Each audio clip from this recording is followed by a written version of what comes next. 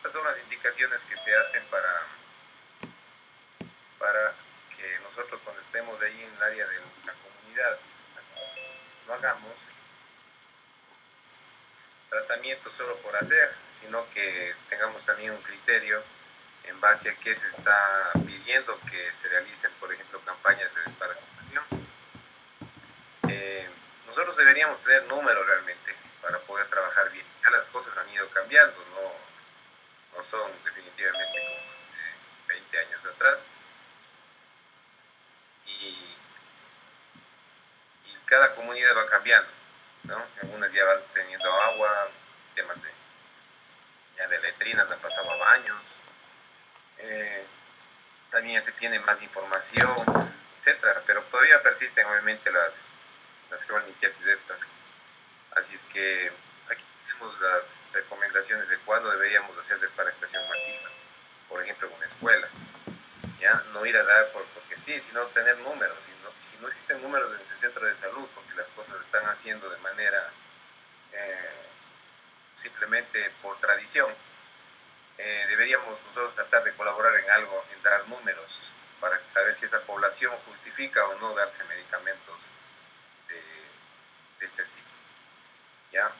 Entonces, ya no se recomienda esas campañas así agresivas de que todos los niños deben recibir el desparasitante una vez al año, como antes se hacía. Ahora va a depender de las poblaciones y nos dicen que la población preescolar, la población preescolar y la escolar, aquí estamos hablando desde un año en adelante, ¿sí? Del menor de un año sabemos que no le damos todavía desparasitante por la neurotoxicidad que tienen estos medicamentos. Y porque se supone que la alimentación menor de un año es casi exclusivamente con seno materno, entonces no va a necesitar realmente desparasitantes, no debería. Y luego ya desde un año en adelante hasta que tengamos la preescolar, es decir, hasta 5 años aquí, y también podríamos hablar de la época escolar, en la que se deberían hacer estudios y tener números. Si es que la prevalencia que existe en esta comunidad, en este lugar, para estas edades, es que igual o más de un 20% de geohelmintiasis de cualquiera de los geohelmintos, ¿sí? De cualquiera de los geohelmintos, que tengan estos niños, justifica ahí en esos casos, ¿sí? Darles un desparasitante ya sin hacerles exámenes de heces a los niños, sino que ya sabemos que el proceso es comunitario, es prevalente y necesita cortarse ese ciclo con la eliminación de los huevos. Y por lo tanto se va a dar uno de sus dos desparasitantes, albendazol o mebendazol, en dosis única. Albendazol de 400 miligramos o mebendazol 500 miligramos. Este tratamiento de mebendazol de 500, sabemos, ustedes deben tal vez haber revisado, las tabletas son de 100 miligramos, y también se predispone a dar tratamientos de 100 miligramos 2 veces al día por 3 días, pero ese es el tratamiento, ¿ya? 100 miligramos BID por 3 días. De mebendazol, que al igual que los otros medicamentos, al igual que el albendazol que vimos ayer, es igual de la misma familia de los benzimidazólicos, ¿ya? Y actúa de la misma forma que el albendazol, igualito a nivel de los microtúbulos, ¿sí? Impidiendo la absorción de la formación de la estabilización de la tubulina, impidiendo la absorción de glucosa, impidiendo por lo tanto la absorción de la generación de ATP, el parásito se paraliza y luego muere. Lo mismo, igualito, la misma familia. ¿Ya? Y eso se da una vez al año y se recomienda esta desparasitación que se haga una vez al año antes de salir a vacaciones. Luego tenemos para la población preescolar, ¿sí? Pero que todos estos grupos, pero que la prevalencia sea igual o más del 50% de esos niños que tengan geohelmintos, ustedes pueden tranquilamente, como decía, colaborar en un centro de salud, si no hay números, que la última vez hicieron estudios hace 15 años. Entonces veamos ahora cómo está la situación, en qué ha cambiado, con todas estas terapias de desparasitación masiva. La población ha tomado conciencia de que tiene que lavarse más las manos, de que tiene que tratar mejor las las heces, ¿ya? Eliminar bien las excretas. Entonces, a eso se referiría el hecho de que el médico no vaya ahí como un robot, tiene que dar la desparasitación a ni sé cuántos niños y cumplir con un objetivo, una meta. ¿Cómo así? ¿En base a qué números? Yo también tengo que tener un criterio ya como médico, no soy un profesional ahí que estoy yendo a hacer un ejercicio. Entonces ahí nos podemos poner en base a esto, ¿sí? Si es más del 50%, 2 veces al año. O sea, es decir, debería darse desparasitación cada 6 meses. Y tenemos adolescentes no embarazadas, estamos solamente grupo de mujeres, ¿sí? Este grupo de mujeres, ¿no es cierto?, que no están embarazadas, irían con adolescentes y también mujeres en edad fértil, ¿ya?, que no están embarazadas. Igual vamos a tener aquí las mismas metas. Si es igual o más del 20% de esta población, también le damos un tratamiento de una vez al año, y si es más del 50%, igual o más del 50%, vía anual. Porque aquí no están los grupos de población de adultos que no son de estas edades, ni que no son embarazadas, realmente hombres. Entonces, ¿por qué? Porque las adolescentes y las mujeres en edad fértil, si es que son parasitadas de geoendometriosis, tienen un doble problema. No solamente el problema del parasitismo, que va también a continuar con sus propios miembros familiares o de la comunidad, y no se trata, sino que tienen el riesgo de tener parásitos como el grupo de la uncinaria o de la de Churris, que son parásitos que provocan bastante anemia dentro de su mecanismo patológico, con la absorción que tienen a través de sus ventosas, y prácticamente disminuyen la cantidad de glóbulos rojos de manera importante y van a dar anemias. Y que las anemias pueden llegar a ser severas, y esas anemias van a repercutir en los niños que van a nacer de estas madres, con déficits también intelectuales y de crecimiento. Y por esa razón es que se predispone que todas estas poblaciones también deberían ser sometidas a tratamiento. Pues ven que aquí los adultos que no son de este grupo no van. Incluso los escolares, no se les recomienda de este tratamiento bianual. ¿Por qué?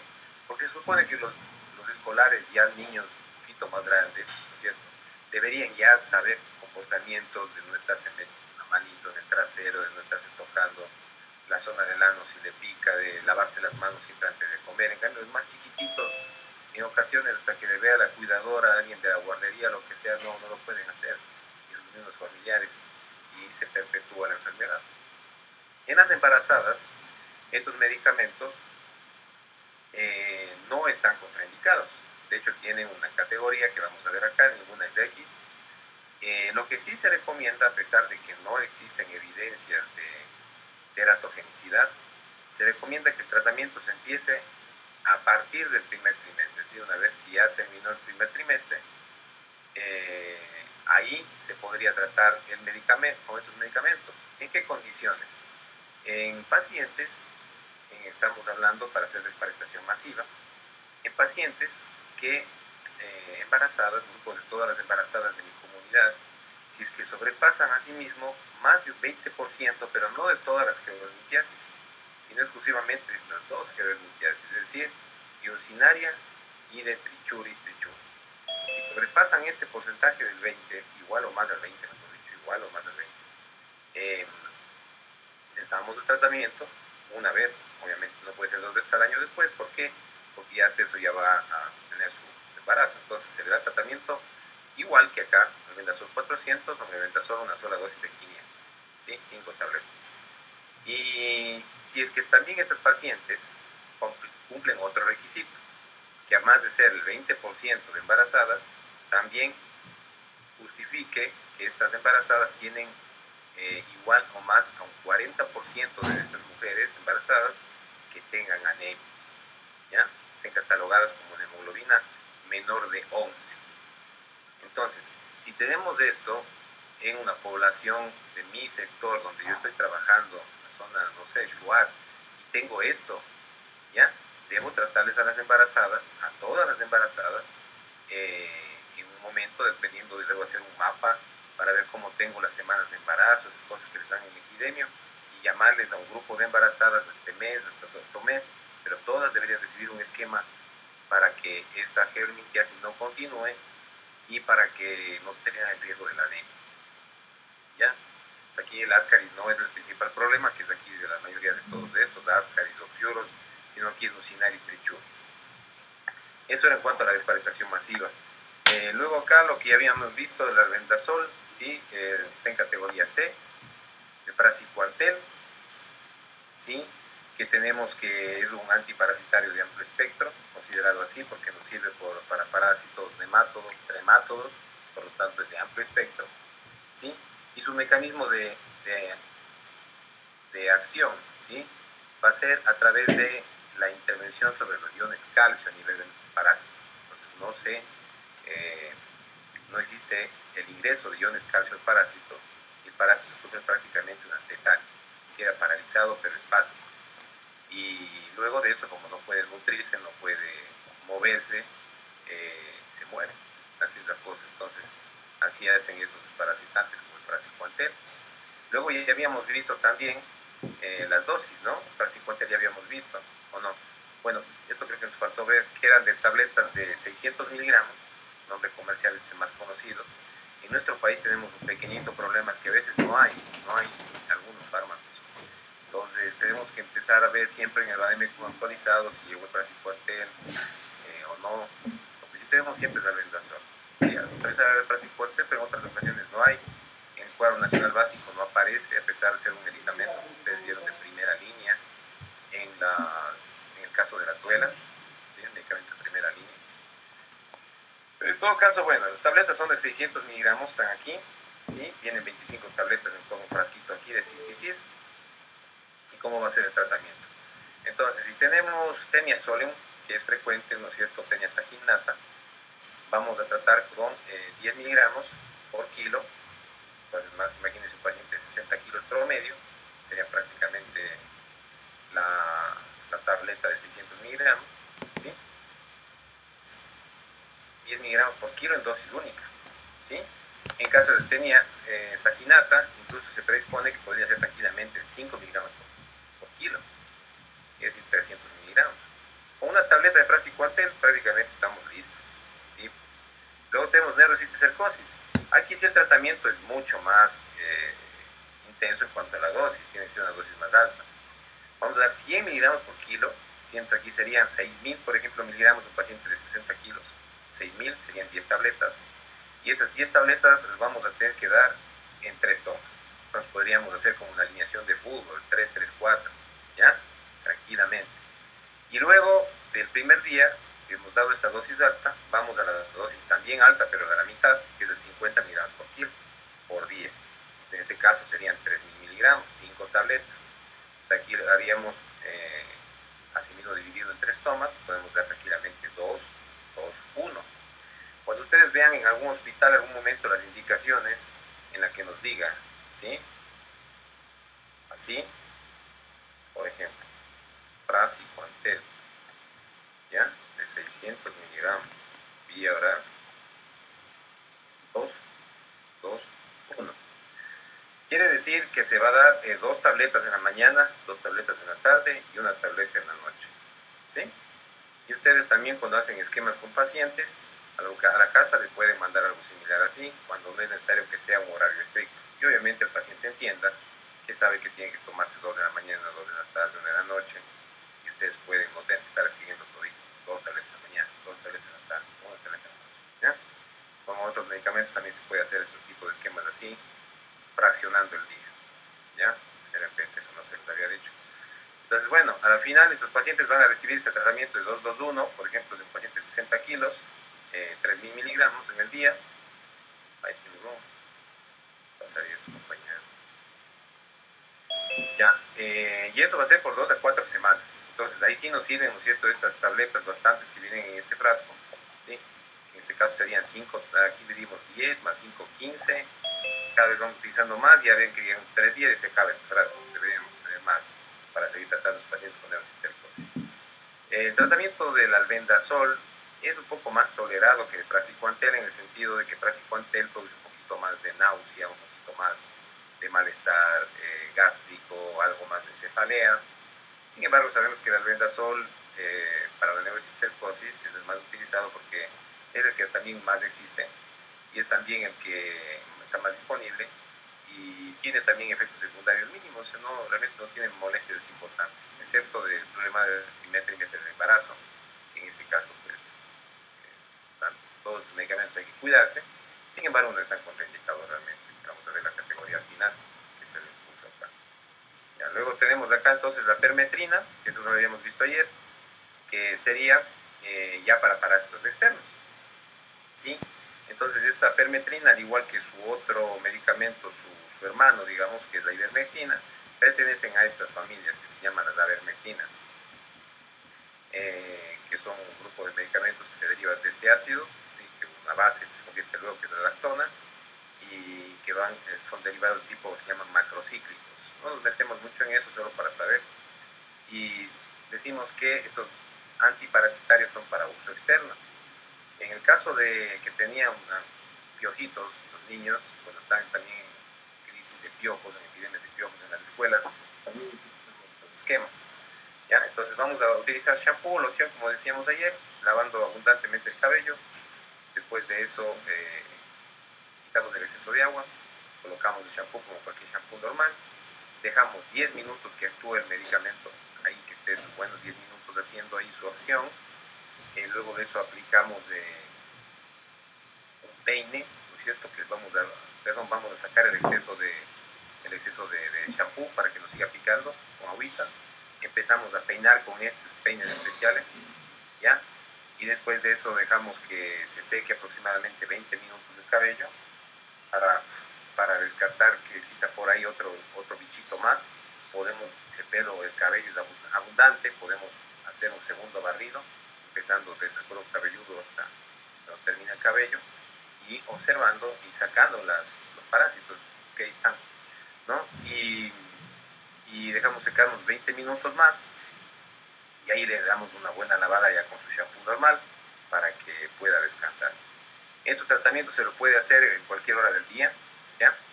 Aunque es mejor en la noche, porque en la noche todos estos parásitos tienen la particularidad de salir más en la noche, porque saben que durante el día el paciente está activo, en la noche salen, ponen huevos, ¿ya? Y empieza a picar más la cabecita.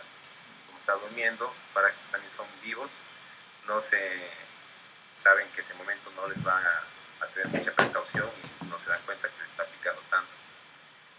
Nuevo tratamiento que se va a hacer después de este tratamiento inicial es en 2 semanas. Entonces, después del primer tratamiento, ahora de aquí en 2 semanas más, hacemos un nuevo para reforzar el tratamiento. Si tenemos esto, una familia, y es un niño que está con piojitos, se recomienda que a la familia se la haga, es decir, a los 3 niños se le haga el mismo tratamiento, ¿sí? Sobre todo cuando son menores de 12 años. Cuando son mayores de 12, les observamos, le vemos el cabellito, si vemos que no hay ningún bicho por ahí, que vemos que no está rascándose, le podemos no tratar. Ya los adultos también puede contagiarles, un mismo adulto puede contagiar a los niños. Lo más frecuente es que se contagie de niño a niño, pero si un adulto también vemos que está con picas, ¿no? Ahí que está picando, ¿no? Y observamos, vemos, le tratamos también. Lo bueno de estos frasquitos, de estos shampoo, es que son baratos, ¿no? Entonces, con un tratamiento de un frasquito le tratamos a un paciente, cada shampoo. Y son como a $3 así, entonces no hay mayor problema. Luego tenemos escabiosis, que es otra parasitosis externa en la que sabemos que es de Sarcoptes de escabei, que está en condiciones de higiene inadecuadas, falta de baño, lugares de hacinamiento, que se transmite de persona a persona por contacto íntimo, es decir, debo dormir con alguien que esté con sarna, ¿no? Para que me dé sarna. De lo contrario, si vivo en la misma casa, no me dice que me va a dar, a menos que duerma en la misma cama, porque en la cama van a quedar estos parásitos por unas horas. Cuando son eliminados del cuerpo, por alguna razón, siguen ahí. Nosotros no ventilamos la cama, no abrimos el cuarto. Todo eso hay que recomendar a las familias para que lo hagan, para que eviten esta enfermedad. Y vemos las lesiones típicas como estas, ¿sí? Que se dan en trayectos que van haciendo como caminitos, como topos de la piel, y sobre todo en zonas de flexión. Bueno, el paciente está con sarna, está con escabiosis. Le vamos a dar qué cosa. Tenemos un tratamiento que es la permetrina, pero a diferencia del anterior, ¿sí? Que era en loción o en shampoo, al 1%, aquí utilizamos la que es al 5%. Y va a ser en crema o también en loción. La crema tiene la particularidad, cuando les dimos esta clase, que tiene esta presentación que dice crema, que ustedes ven que tiene esta consistencia un poquito oleosa, ¿no? Que es la mezcla de una grasa con agua. En cambio, la loción es un polvito con líquido, por lo tanto el líquido es mucho más fácil de aplicar. Sin embargo, las dos presentaciones son buenas y depende cuál es la que dispongamos en ese momento. La cosa es que sea al 5%. Y aplicamos en todo el cuerpo. Se dice que si están muchas lesiones, la aplicación tiene que ser del cuello para abajo, así literalmente, excepto en la zona de los genitales, o sea, no en las mucosas, porque ahí no van a estar. Pero en todo lo demás sí, todo lo demás. No en genitales ni mucosas, es decir, no en el ano ni tampoco en la zona genital. Y de ahí, del cuello para abajo le aplicamos. ¿Cuándo se lo hace? Mejor se lo hace en la noche, una vez que tenemos al paciente que se bañe, se lava normalmente, le secamos y le aplicamos esta cremita. Podemos aplicar con guante, si son bastantes lesiones, y tenemos obviamente un poquito de asco de poner, podríamos hacerlo con guante. Y aplicamos en toditas las lesiones que veamos. Y si es que vemos que tiene muchas lesiones en el cuerpo, están lesiones por aquí, debajo de las mamas, en los pliegues inguinales, están lesiones por detrás de las rodillas, en los complitos, aquí en los lados, en las decimos, no, está mucho. Más bien tratemos de conseguir una loción, porque la crema va a ser más difícil, nos va a acabar rápido. La loción es más fácil porque se aplica en una pequeña torunda o directamente en la mano, ya en el guante, y se aplica así como cuando se pone la loción para, ¿cómo se llama este bloqueador solar? Se aplica en todo el cuerpo. Una vez que eso se lo ha hecho en la noche, se deja al paciente así, no se le hace que se bañe, que se lave, esta loción, esta crema que actúe todita la noche, y en el lapso de 8 a 12 horas que ha dormido, al día siguiente, se baña el paciente, ¿ya? Y después de 2 semanas se vuelve a hacer un refuerzo para que se quiten todos aquellos huevitos que pudieron haber quedado, los parásitos adultos ya murieron, de hecho. Ese tratamiento va a producir bastante prurito por la muerte de los parásitos. Entonces el paciente, aparte de darle la crema, hay que darle un antihistamínico, ¿ya? Para que esa noche y al día siguiente no esté con mucho prurito. Existe un tratamiento más agresivo para la escabiosis, que es el benzoato de bencilo, que prácticamente casi no se lo utiliza ahora ante la llegada de la permetrina. Pero les nombro, en caso de que alguna vez por ahí aparezca un tratamiento con benzoato de bencilo. El tratamiento es de la misma manera, igualito que la permetrina que acabamos de decir. Bueno, entonces tenemos la ivermectina, que decíamos que pues es un medicamento que últimamente llegó en boga porque pues todo el mundo anda también hablando por ahí de la ivermectina, que sirve para el COVID, para el coronavirus, SARS-CoV-2, ¿cierto? Deben haber escuchado ustedes. Y la cosa se da porque este medicamento tiene la particularidad de que se lo estaba haciendo estudios para ver si podía controlar la chikungunya, esta virosis que apareció hace poco también, ¿sí? O estudios para controlar el dengue, o también estudios para controlar la fiebre amarilla. Entonces, en base a esos estudios, algunos obviamente sabían de esta cuestión, empezaron a proponer que podría tratar el SARS-CoV-2, impidiendo la replicación viral, y se empezaron a hacer estudios. Lo malo de este estudio, bueno, lo bueno es que sí se llegó a la conclusión que en estudios de ratones, en heces de ratones, impedía la replicación de los virus de SARS-CoV-2.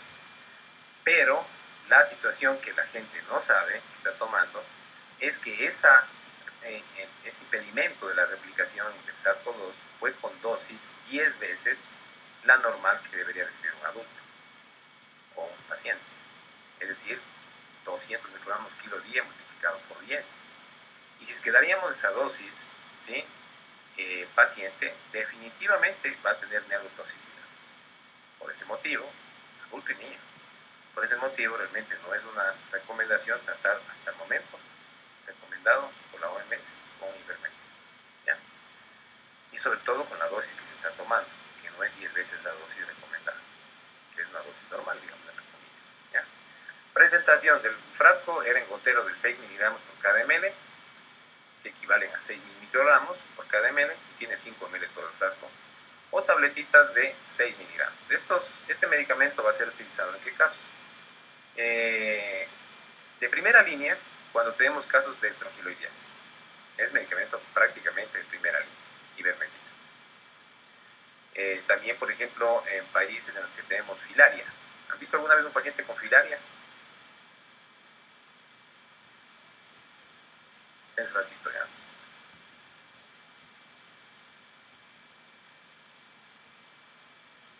¿Filarias?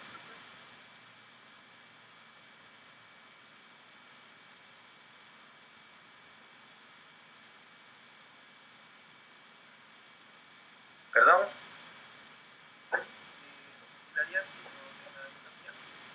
Exactamente, ese mismo. Entonces, esos pacientes son enfermedades de sectores tropicales, ¿no? Que se da por la transmisión de un mosquito, ¿no? Que está en las zonas de aguas bajas. Este mosquito transmite la filaria, que va hacia el sistema linfático y produce esas lesiones feísimas como la hematiasis. Entonces tenemos bastantes países en los que hay muy frecuente eso, ¿sí? Muy frecuente la filaria que se da a nivel retromuscular, la filaria de piernas, ¿sí? De brazos, de manos, y el tratamiento se lo hace con ivermectina, ¿sí? Y de hecho la enfermera, los enfermeros que están dando ese momento, que se da sobre todo en zonas comunitarias esta enfermedad, ¿no? Entonces, comunitarias pequeñas, rurales, se da la ivermectina en esta dosis, 200 microgramos por kilo por día, ¿sí? Una dosis en ese momento, y al día siguiente una segunda dosis. Y si es más intensa, se puede utilizar hasta 3 días o 5 días. Ese tratamiento va a producir muchos efectos secundarios en el sentido, mejor dicho, no efectos secundarios, efectos adversos, es decir, parte del medicamento, que van a ser la respuesta de los parásitos a nivel linfático, que pudiera incluso desencadenar crisis de obstrucción linfática mayor en ese momento, dolor intenso, el mismo sistema linfático que drena, ¿no es cierto?, hacia ese conducto torácico, que pudiera dar, por ejemplo, cuando la filariasis era muy marcada, dar como una sensación de disnea, ¿sí?, por el sistema linfático saturado en ese momento, y que pudiera confundir como que estuviera haciendo una neumonía, como que estuviera haciendo una tromboembolia pulmonar, o sea, un cuadro que hay que estar atentos y que al paciente hay que mandarle igual los antihistamínicos a la casa y hay que observar. O sea, no hay que mandarle a la casa con la primera dosis, que verle bien, tener unas 3-4 horas de ahí y sí mandar a su casa y con algún familiar, ojalá. En el caso de escabiosis, sarna también se lo trata, pero cuando no ha respondido bien a la permetrina, o en pediculosis, también, pero refractario. La dosis, vean que es la misma, pero en este caso damos una dosis hoy de 200 microgramos kilo, una sola dosis y repetimos en 2 semanas, igual que la permetrina. Y en pediculosis refractaria damos la misma dosis una sola vez y repetimos luego en 7 días. Ya está tratado el paciente cuando es esas epidemias de piojos que no se, ¿no? Y siempre hay un foco en lo que está haciendo el causante, algún niño o una niña, cuando estamos en las escuelas, que todavía no se ha tratado por completo. O sea, a la mamá le toca, y al médico de la escuela le toca empezar a buscar ahí quién es el niñito con piojos, ¿no? Ya. Y estas son las campañas de desparasitación masiva que se hacen así, ¿no?, en la que vienen a los niños así en fila para recibir su medicamento. Entonces, como decimos, no lo hagamos solo porque nos dan el medicamento gratis. Y si lo hacemos, pues ya hagámoslo. Pero veamos los números que tiene nuestra comunidad, hagamos un aporte a la comunidad. Luego tenemos las categorías de los medicamentos, que son estas. El albendazol, ustedes como pueden ver conjuntamente con el otro benzimidazólico, es categoría C. La ivermectina que acabamos de nombrar es categoría C. El praziquantel es categoría B, ¿ya? El metronidazol es categoría B. Hay otro desparasitante que no hemos visto, que es la nitazoxanida, también existe en nuestro medio, ¿ya? Queda como para que ustedes lo lean, que es categoría B. Y luego tenemos otros medicamentos que se utilizan, por ejemplo, para el paludismo, como cloroquina, artemether-lumefantrine, que están dentro del grupo, digamos, de desparasitantes, en este caso, parásitos de la sangre, no hemos visto esa clase, pero que son, por ejemplo, categoría C. Entonces, como ven aquí, ninguno es categoría D ni X, y pues ya. A propósito, están buenos los videos, aún no veo de toditos. Les voy a pedir también una cosa, porque tengo ya que empezar a pasar ya a sus calificaciones, que en el chat no tengo ciertos nombres, no sé quién es, pero son 3 puntitos, así que un numerito por ahí. Entonces tienen que hacer algo el que creó el chat para que ayude con que todos pongan su nombre. Por favor, si no voy a estar ahí perdido sin saber quién es. Me ayudan con eso, por favor, hoy día. Y por ejemplo, alguien que vi en el video es que había puesto que los aminoglucósidos son categoría X y realmente no son X, ¿sí? Eso está como que para que lo tengan atención. Obviamente no creo que eso vaya a repercutir en su nota, pero me fijé en ese video y decía categoría X. Entonces no son X, ¿sí? Hay que fijarse de nuevo a qué categoría pertenecen y no son categoría X. Ya, eso en cuanto a los desparasitantes. ¿Tienen preguntas de la desparasitación?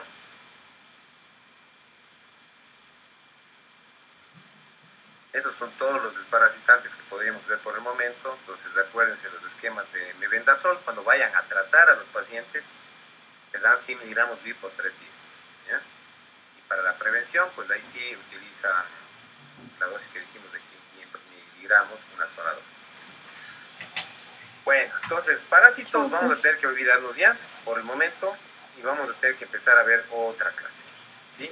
Son 7:45. Nos vamos a ir hacia una clase que les he subido ya, que se llama, está dentro de un capítulo que se llama para nosotros Sistema Nervioso Central, y que vamos a empezar con medicamentos. Vamos a dejar lo que es HIV y todo para el final, ¿ya? Entonces vamos aquí a ver tratamiento, este es lo que vamos a ver. Tratamiento de fármacos que actúan sobre el sistema nervioso central, y ahí tenemos algunos, ¿sí? Algunos que vamos a ver por familias, por mecanismos de acción y así, nombres, todo esto que vemos, ¿no? Que va a ser en este caso los anticonvulsivantes. Vamos a empezar con este tema, ¿ya? Este tema realmente, pues a muchos que les gusta la neurología les va a gustar mucho más, a otros tal vez no tanto, pero todos tenemos que ver. Y pues es una cuestión frecuente también que vamos a tener pacientes con convulsiones. No es nada aislado que niños y adultos van a convulsionar, y por diferentes causas. Hemos dicho que en nuestro medio, un adulto que convulsione, nosotros en nuestro sistema de salud en el que vivimos y la comunidad en la que vivimos, debemos pensar que la primera posibilidad es que esté con neuroresistencia. ¿Sí? Así es que ahí ponemos atención, y obviamente todo paciente con convulsión debe tener que hacerse estudios, una tomografía, no podemos quedarnos contentos y no pasa nada. Cuando son niños, si vemos que es una convulsión por fiebre, asumimos que en cambio va a ser una crisis convulsiva febril. El niño está con una fiebre de 40 grados, convulsiona. Es una crisis convulsiva febril. Pero si es la primera vez que hace una crisis, igual va a necesitar estudios. El principal estudio, una tomografía simple, ¿no? Y ahí vienen los estudios más de electrolitos, ¿ya? La glucosa capilar, etc., para determinar que no existe una alteración, pero de cajón tiene que ser una tomografía simple del cráneo y descartar alguna alteración anatómica que justifique las convulsiones. Si es que pues ya es un niño que ya se hizo una tomografía previa, que ya tuvo una convulsión previa por fiebre y ahora nuevamente va a presentar fiebre alta y otra vez convulsiona, y esas convulsiones son aisladas, son solo por la fiebre, decimos que son convulsiones febriles. El tratamiento principal de ese niño cuando haga procesos infecciosos es que no haga fiebre alta, y sobre todo van a tener componente familiar o algo que gatille las crisis convulsivas. Entonces, ¿nosotros a qué vamos a tratar? Vamos a tratar a las crisis, ¿no? A las crisis y a los pacientes con, también vamos a ver a los pacientes que vengan a control para tratamiento de epilepsia. Nosotros no vamos a tratar a la epilepsia, no somos médicos que vamos a iniciar el anticonvulsivante o el antiepiléptico, no es nuestra función. Todos los grupos de médicos generales no van a hacer eso, ¿ya? Lo que van a hacer es a controlar al paciente, a verlo en su centro de salud, a saber que el neurólogo le dio esos medicamentos y que yo debo saber cuáles pueden ser los efectos secundarios de ese medicamento, qué debo recomendarle en caso de que me pregunte cómo debe tomar.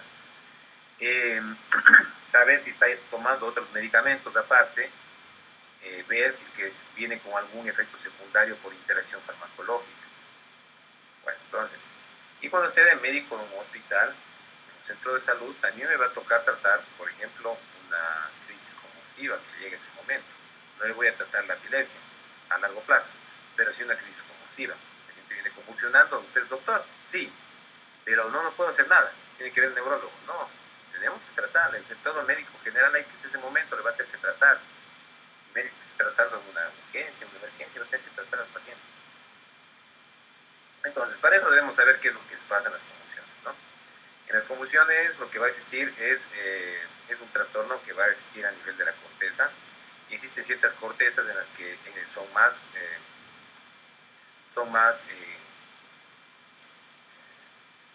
proconvulsivas, ¿no? Predisponen a convulsiones, lugares más fáciles de la corteza en las que el paciente puede convulsionar de manera mucho más fácil. Por ejemplo, la corteza temporal, ¿ya? Que es una de las más frecuentes cuando se hacen estudios donde está gatillándose la convulsión. Entonces, ¿qué es lo que va a ocurrir en toda convulsión? Sean estas de los tipos que sean, porque hay varias clasificaciones, que se caracterizan por un cambio repentino en el comportamiento causado por la hipersincronización eléctrica de las redes neuronales. Por eso pusimos esta foto. Es prácticamente un cortocircuito, ¿no? En cuanto a estas redes neuronales, y aquí estamos hablando de cortocircuitos en los que están en juego, ¿qué cosa? Iones, ¿no? Iones en la corteza que están produciéndose intercambios para el normal funcionamiento de la corteza. Y ahí es donde vamos a poder interferir con medicamentos que actúan sobre todo por esta área, en iones, ciertos iones. ¿Ya? Una primera convulsión puede tener cualquier persona en el mundo.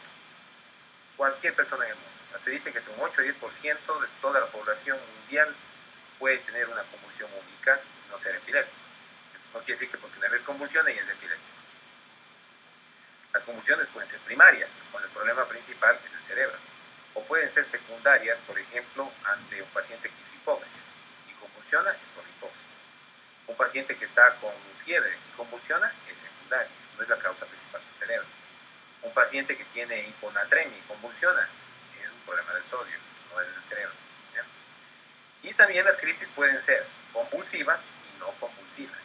La convulsiva es en la que hace el paciente el típico ataque, ¿no? Que se llama, las personas llaman, la que está moviendo los brazos o está haciendo tono clonus, hace tónico, tónico, clónicas, ¿ya? O hace solo tónicas o hace solo clónicas, pero está haciendo convulsión.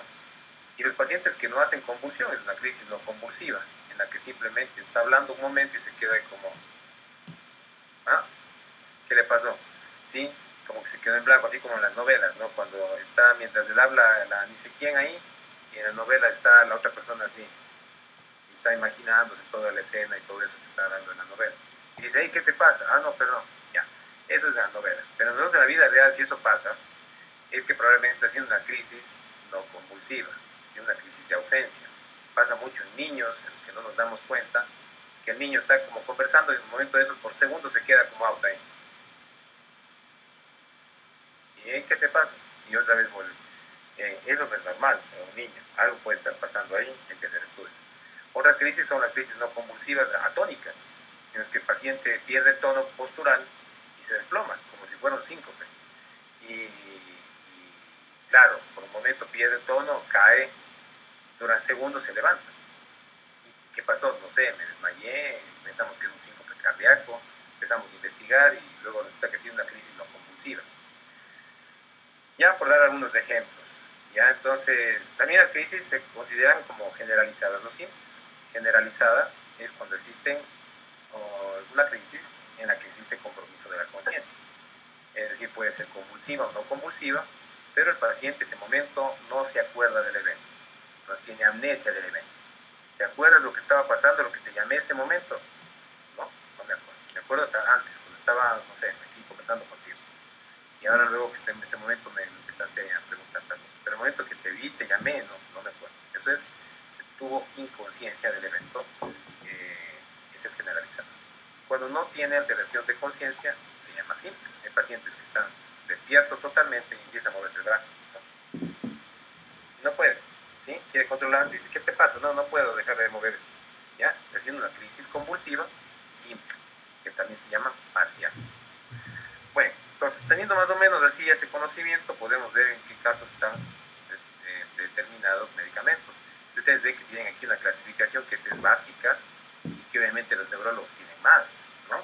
Tienen más clasificaciones, pero tenemos aquí una clasificación en la que las crisis pueden ser generalizadas, es decir, con compromiso de conciencia, y van a ser crisis motoras y no motoras, es decir, convulsivas y no convulsivas. Y aquí tenemos las crisis motoras, que son las tónico-clónicas, las clónicas, solamente ese clonus, ¿sí? Las tónicas, de que está solamente así, como rígido, ¿ya? Las mioclónicas, en las que hacen sus movimientos. ¿Alguna vez alguien ha visto cómo se baila breakdance? ¿Alguien alguna vez ha bailado breakdance? Ya, son esos movimientos mioclónicos, ¿no? No dice por ahí forma de. Entonces, son esos movimientos en los que hace ahí como, ahí, hace, ya así, movimientos mioclónicos, ¿ya? O hay otras son mioclónicas tónicos. Es decir, esta no nos vamos a grabar, porque esto no es nuestra clase, pero solo para que vean cuántos tipos de crisis existen. Y en las no motoras, en las que también son generalizadas, es decir, que el paciente se queda perdido por un momento, en las que tenemos las crisis típicas, atípicas, llamadas así, mioclónicas también, con alteración de conciencia, es decir, una cantidad de crisis que no van, en este momento no vamos a ver, ¿ya? Pero para saber que pueden haber las focales o parciales, en las que no involucra la conciencia, las generalizadas, que pueden ser convulsivas y pueden ser no convulsivas, ¿ya? Entonces aquí también tenemos algunas cosas. Tenemos aquí los lugares que pueden ser más proconvulsivantes que otros, y tenemos varios, y dependiendo del lugar, como ustedes saben, del cerebro tienen diferentes partes, la corteza que tiene una función más importante que otra, y por ejemplo, si un paciente hace una crisis del lóbulo temporal, que decíamos que es la más frecuente, el paciente va a hacer algunas alteraciones de este tipo. Es decir, por ejemplo, la crisis le puede gatillar un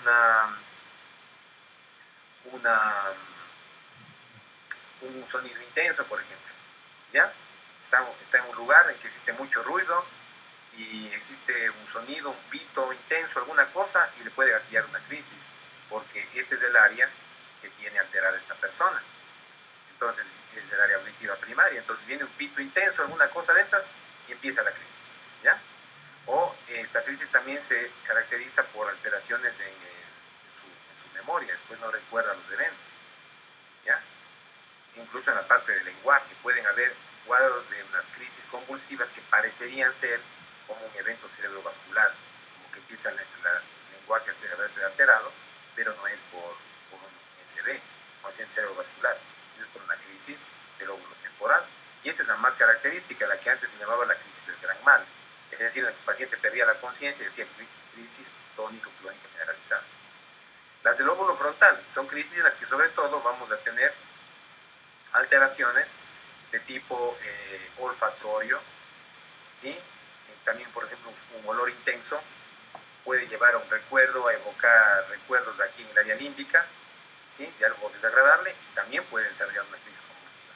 Y estos pacientes hacen crisis que tienen comportamiento, por ejemplo, alteraciones en su comportamiento, como que tuvieran con las crisis de ausencia, como que actúan de una manera que no es para el lugar, ¿ya? Y podemos pensar que está como loco, ¿no? O que se está volviendo loco. Y si hacemos estudios y luego le ve bien el neurólogo, se le ve bien la resonancia, la tomografía, se le puede ver un psiquiatra también, se llega a la conclusión de que no, que son crisis no compulsivas del lóbulo frontal. ¿Ya? Luego podemos tener crisis del lóbulo parietal, cuando son del lóbulo occipital, la principal molestia sería algún problema en la zona visual, en la percepción de la visión. El paciente se altera y dice, por ejemplo, empiezo a ver algo ahí como una luz, no hay ninguna luz, y después de eso el paciente pierde la conciencia y queda ahí ausente, ¿no? Entonces hacemos estudios, se le ve, parece ser una crisis del lóbulo occipital. La más frecuente van a ser las del lóbulo temporal, son las que más se van a ver más fácilmente. Entonces, bueno, pueden ser crisis que tengan sintomatología olfatoria, auditivas, alucinaciones, ¿sí? Problemas visuales, las del lóbulo temporal que se llaman así, que son las típicas tónico-clónicas generalizadas. Y siempre lo que queremos es determinar la causa. No nos podemos quedar contentos de, es una crisis convulsiva, ya le voy a tratar. No, más bien al contrario, tengo que ver la crisis, por qué se trata, y dependiendo de eso, si es que es un problema de una epilepsia, no fue solo una crisis aislada, ahí sí necesita tratamiento. ¿Ya? La mayoría de crisis convulsivas son autolimitadas, duran 10 segundos, 20 segundos, un minuto, dos. ¿Ya? Cuando es una crisis que dura más de 5 minutos, esa sí se considera como un estatus convulsivo. Y ahí sí nosotros debemos actuar como médicos. ¿No? Cualquier médico, y nos falta el neurólogo ahí para empezar a tratar al paciente. Las demás crisis que se dieron y están en estudio, todas tienen que ser tratadas por el neurólogo para que determine qué medicamentos utilizar. Bueno, dice entonces, ¿qué pacientes van a ser los que van a tener que estudiarse, verse si es una epilepsia?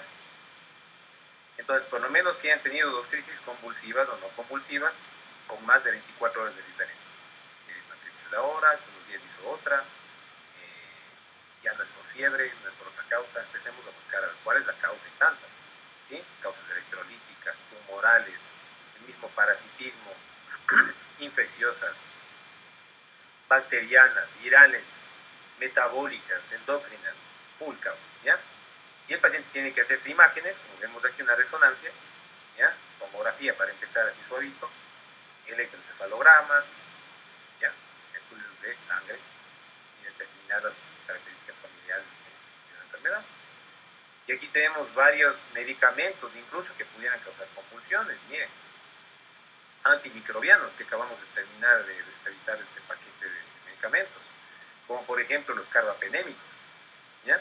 Las cefalosporinas de cuarta, las fluoroquinolonas, y aquí está el medicamento, si nos olvidamos cuáles eran, la isoniazida, que ya la vimos dentro del esquema de tuberculosis, ¿no es cierto?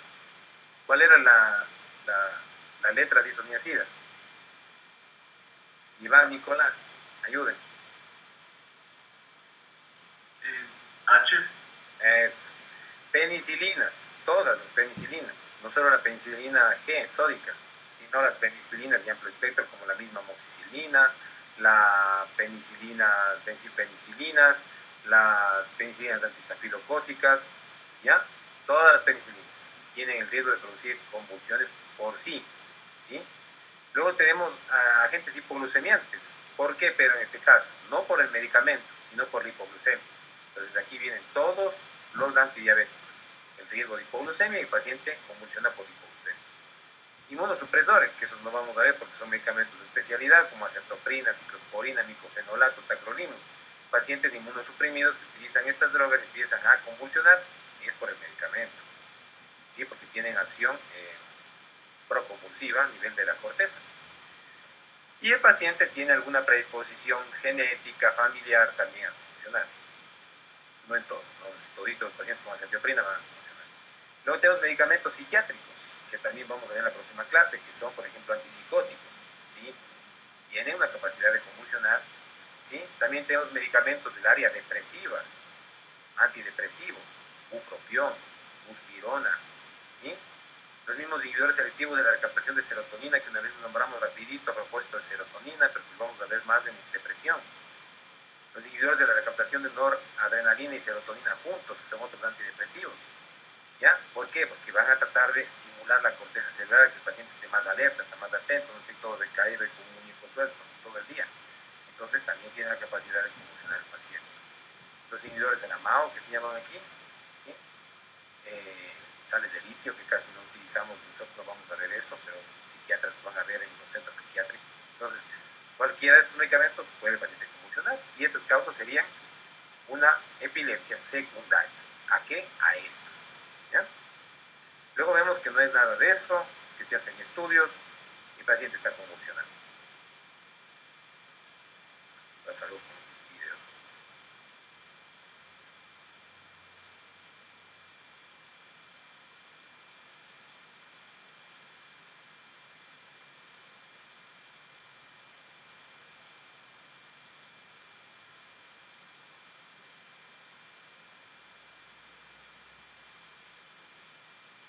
no pierde la conciencia, sin embargo tiene crisis y se ve cómo se altera el electroencefalograma que está a la derecha, está puesto unos cables de electroencefalograma. ¿Ve? Estas crisis son crisis mioclónicas,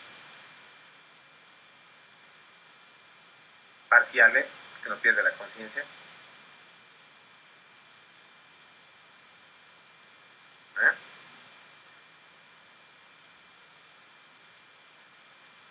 Puede hacer crisis de varios tipos también el paciente, puede ser mioclónicas asociadas con clónicas, y así, es en la cantidad de esas, por eso que hay los neurólogos también. ¿Sí ven? Entonces, a estos pacientes los vamos a tratar, ¿no? Nosotros vamos a verles a quiénes les vamos a tratar. A esos que hacen crisis parciales no les vamos a tratar con médico general, ¿sí? No les vamos a dar tratamiento nosotros. ¿Por qué? Porque no está involucrando la conciencia. No tiene la posibilidad de desarrollar un estatus convulsivo, que es el principal problema que nosotros, digamos, yo me incluyo ahí en este momento, médicos generales no lo van a tener que tratar. Las crisis mioclónicas no vamos a tratar ese momento de urgencia, no necesitan tratarse. Nosotros no vamos a darle fármaco. Ahí vamos a mandarle al médico que lo vea, vamos a identificar que son crisis y vamos a mandar al neurólogo. Pero los casos que nos va a tocar tratar van a ser, por ejemplo, estos niños que llegan con convulsiones febriles, un paciente adulto que ya viene con una convulsión que ha durado 5 minutos o más, tiene un estatus convulsivo, un paciente epiléptico que es conocido y que dejó el medicamento o que se fue de juerga, ¿no? Y tomó una noche seguida alcohol y llega convulsionando. A esos les vamos a ver. Y a todos los demás epilépticos que están recibiendo medicamentos, que nosotros debemos saber cuáles son posibilidades de complicarse. Un niño.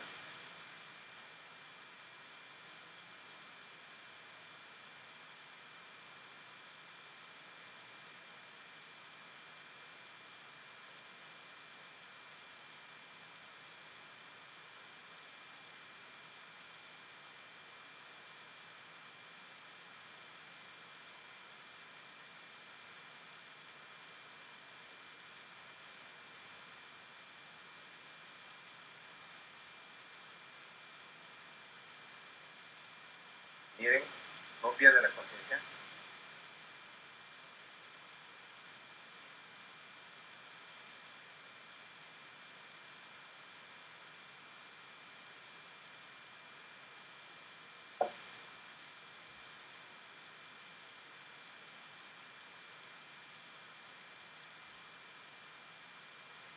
Pasó. Miren.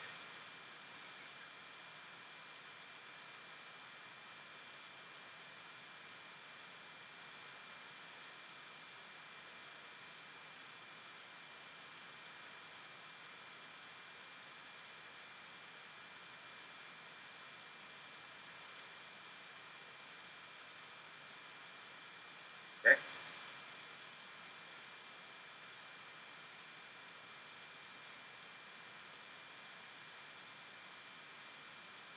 ¿Ve?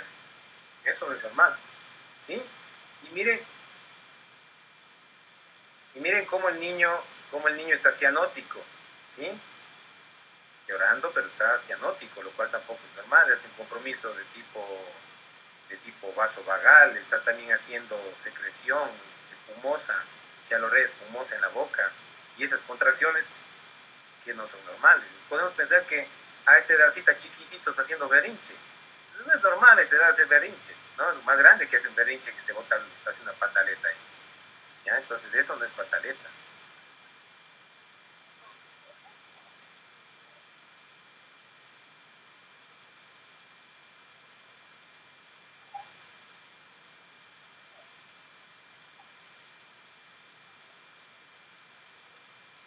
¿Está consciente? Miren, y ahí hace crisis que ya no son solo de espasmos, sino que hace clonos, crisis clónica. ¿Ve? Y ahí sí hay un deterioro de conciencia ya. Entonces hizo una crisis parcial de espasmo y luego se transformó a crisis clónica generalizada. También existen así. Bueno. Veamos una más. Miren, hacia Lorrea. Paciente con fiebre.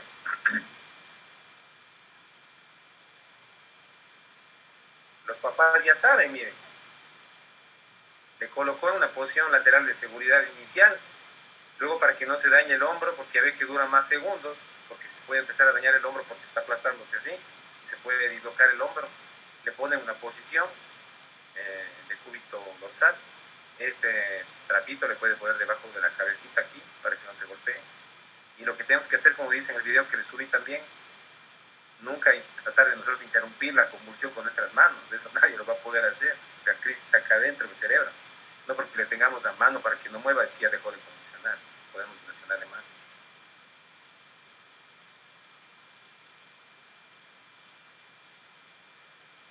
Miren el chiquitito. Es una crisis generalizada, tónico-clónica. Ese es tónico-clónico. Trata de ver que no se ahogue en sus secreciones. Tónico-clónicas. Alterada la conciencia. Miren el parpadeo. Movimientos del cuerpo de tonos y clonos. Como si estuviera ahí. ¿Ya? Todo el cuerpo generalizadas. No es generalizadas porque afecta a todo el cuerpo necesariamente, sino porque es alteración de conciencia. ¿Ya? Y así tenemos cantidad de pacientes. Miren, hay un adulto.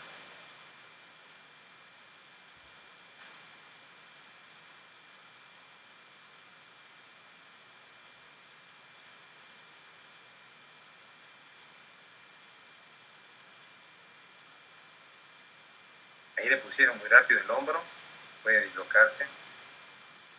Solamente hace falta tener un poquito derecho primero, una cabecita un poquito elevada.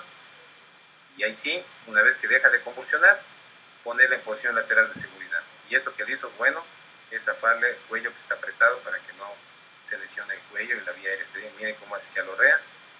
Pueden hacer eliminación de esfínteres. ¿Ya? Bien. Convulsionó. ¿Ya? Y así nos va a tocar a ver a muchos pacientes. ¿Ya? Bueno, entonces, ¿cuáles son los medicamentos? Tenemos medicamentos para las crisis de inicio generalizado, es decir, las complejas, ¿ya? Que son con alteración de conciencia. Y también tenemos para las crisis focales, es decir, las parciales, y que luego van a evolución de ser bilaterales. Entonces, primero para las complejas, en las que existe alteración de conciencia, ¿ya? Vamos a tratar con varios medicamentos que tenemos acá. Pero que tenemos los nombres de clobazam, lamotrigina, levetiracetam, topiramato y el ácido valproico, o también llamado valproato. Esas son las más, digamos, utilizadas para las crisis de inicio generalizado. ¿Ya? Cuando son crisis focales, o sea, parciales, y que luego evolucionan a una crisis generalizada, o tónico-clónica generalizada, utilizamos a la derecha. Las de la izquierda serían para las que empiezan de una con un compromiso de alteración de conciencia. ¿Sí? Como el chico, no empezó con ninguna crisis parcial. Directamente fue una crisis convulsiva generalizada. Estuvo ahí, se fue hacia adelante, no hizo ningún movimiento previo y de repente cayó, ¿no? Entonces, esa es una generalizada de una. Y también podría ser para las focales, como por ejemplo vimos, vamos a ver las edades, para niñitos, ¿no? Sobre todo niños, aunque también si hay adultos, que hacen crisis focales. Es decir, que están conscientes y que están moviéndose una pierna, por ejemplo, y no puede, ¿no? ¿Qué me pasa ahí? ¿Ya? Entonces, a focal, la parcial. En cambio, para las de acá, que se van luego de hacer parcial hacia la generalizada. Entonces, para estas de acá, tenemos carbamazepina, tenemos lacosamida, gabapentina, que son medicamentos del área. Este medicamento no es un anticonvulsivante en sí, sino que pertenece más bien a una familia de los medicamentos que actúan sobre el sistema nervioso central como tipo inductores del sueño, pero también se utiliza acá, y vamos a ver en qué casos. Luego tenemos fenitoína, que sí es un anticonvulsivante muy conocido, fenobarbital, la pregabalina, que es de la familia de la gabapentina, y la oscarbazepina. Entonces, bueno, ahí tenemos a varios medicamentos. Vamos a ver acá a uno de ellos, que es el más conocido, que es la fenitoína, este de acá, para las crisis focales con evolución secundaria generalizada. Entonces, la fenitoína, nombre comercial Epamin, el más conocido nombre que existe en el mundo, y que obviamente hay más, pero es el Epamin el que más se conoce. Incluso nos hemos quedado en la cabeza que ustedes cuando ya estén también en el hospital, les van a decir, oye, ¿sabes qué? Al paciente le epaminicé. ¿Cómo? O sea, le puede dar una dosis de carga de fenitoína. Ah, ya. Pero nos hemos quedado con eso, ¿sí? Vamos a epaminizar al paciente. ¿Por qué? Porque el nombre comercial es el más conocido, la fenitoína de epamin. Se ha quedado así. Van a escuchar muy frecuentemente el paciente le epaminizamos. Bueno, entonces, bloqueo de ¿qué es lo que hace este medicamento? Es un medicamento muy bueno porque tiene la acción sobre varios canales que están involucrados en esta crisis convulsivas.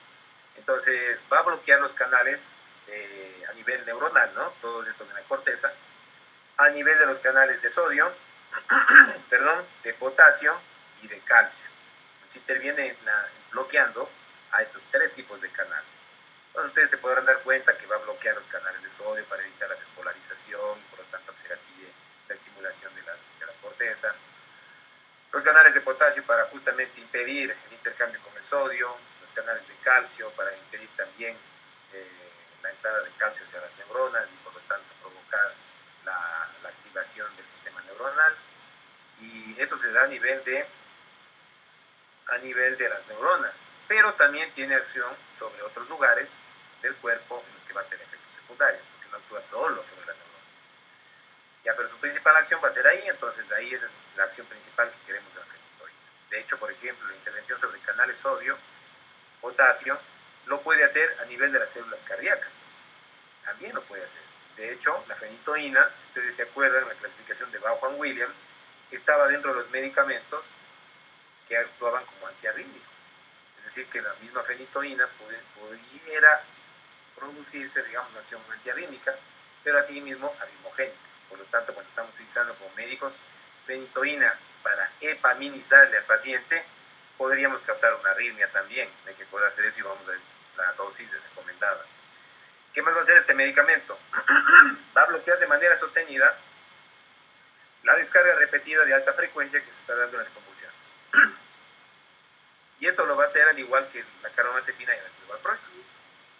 Entonces, un buen medicamento, porque no solo actúa por segundos, sino que va a actuar por muchos minutos y horas sin que se dé esta descarga repetida que se vio en el trazado del electroencefalograma que le hacían a esta pacientita, en la que veíamos que hacía la crisis, luego seguía con un movimiento normal y luego otra vez como un sismo, ¿no? Entonces, evita eso. A dosis mayores va a producir otras reacciones, por ejemplo, como estas que no vamos a estudiar, ¿ya? Vamos a dejar eso de lado. Los usos son en qué casos? En convulsiones parciales, ¿ya? Y también en convulsiones que van de parciales a tónico-clónicas generalizadas, ¿ya? Entonces, en esos casos, nos va a servir la fenitoína. Vamos a tener un esquema que vamos a ver todos los medicamentos. La fenitoína, ¿cuál es la dosis? La dosis va a ser en el adulto 300 miligramos en el día, cuando ya esté en su casa. Es decir, una cápsula de 100 miligramos de fenitoína de mañana, tarde y noche. 3 tomas en el día. En el niño, la dosis se da en suspensiones que existen y la dosis es de 5 miligramos por kilo día. Asimismo, fraccionada la dosis total en 3 tomas. ¿Sí? Siempre que vamos a dar fenitoína tenemos una ventaja, pero también la precaución de hacer los niveles de fenitoína en sangre. Es decir, le vamos a pedir niveles de fenitoína en sangre. ¿Para qué? Para determinar que estén dentro de niveles terapéuticos. Estos son los niveles recomendados a nivel de niños y adultos. De 10 a 20 microgramos por ml. Eso es lo que debe tener en sangre concentrado fenitoína un paciente, siempre. De 10 a 20. Menos de 10 no tiene acción anticonvulsivante. Estaría en dosis terapéutica. Estamos dando mala dosis, algo por ahí, o está tomando otro medicamento que está interfiriendo con la fenitoína, por ejemplo, la misma levotiroxina, por ejemplo, antibióticos, por ejemplo, anticoagulantes que actúan sobre el sistema de metabolismo que tiene la fenitoína, que sobre todo es hepático. Y si está más de 20 microgramos por ml, el paciente está sobretratado, está en una dosis que es tóxica y que tranquilamente puede empezar a darle efectos secundarios de la fenitoína a largo plazo, como por ejemplo las encías gruesas, ¿sí? Entonces da una hiperplasia gingival y a veces nosotros ya cuando ustedes ya tengan también alguna experiencia más, van a ver a pacientes que les llega a la consulta y que tienen las encías gruesotas, ¿no? Así como recuerdan este famoso genio Ronaldinho Gaucho, él no creo que tenía epilepsia, pero tenía unas encíotas, entonces así esas encías así gruesas, grandes, muy llamativas, que dan hiperplasia gingival, decimos, parece que podemos estarnos sobredosificando en este paciente y nunca le hemos hecho niveles terapéuticos de fenitoína, hagamos. Y si estamos muy altos, bajemos la dosis, ¿ya? Porque también afecta a otros órganos, incluido intestino, corazón, ¿ya? El mismo cerebro puede estar muy lento, ¿ya? No queremos eso, queremos que se viva bien el paciente. Y aquí tenemos, miren ustedes, un esquema, ¿sí? Como para tratar a un paciente que pudiera venir con un estatus epiléptico, o un estatus convulsivo.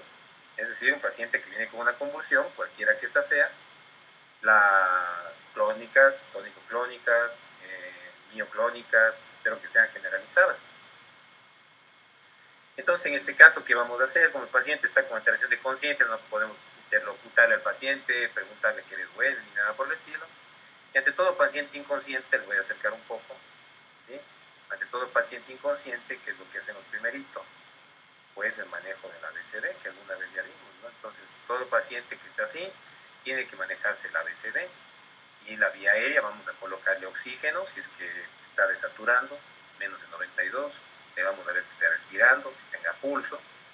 En la parte de D, donde está el problema, déficit neurológico, veremos que no hay alguna focalidad, que esté moviendo los dos brazos, las dos piernas, ¿ya? Las pupilas.